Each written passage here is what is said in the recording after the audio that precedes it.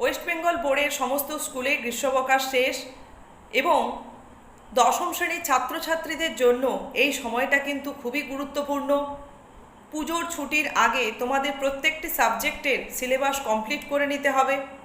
বাংলার ক্ষেত্রে তোমরা একটু ভালো করে লক্ষ্য করলে দেখবে যে অভিষেক কবিতাটি কিন্তু তোমাদের কাছে খুবই সহজ একটি কবিতা এবং এর যে কোনো প্রশ্নের উত্তর লিখলে তোমরা ফুল মার্কস অনায়াসেই পেতে পারো।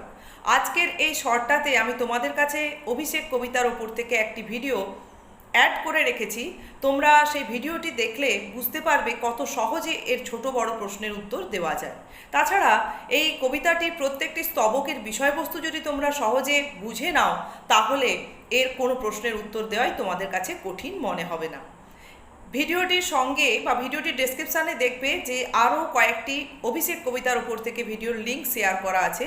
এই ভিডিওগুলো কিন্তু তোমাদের খুব কাজে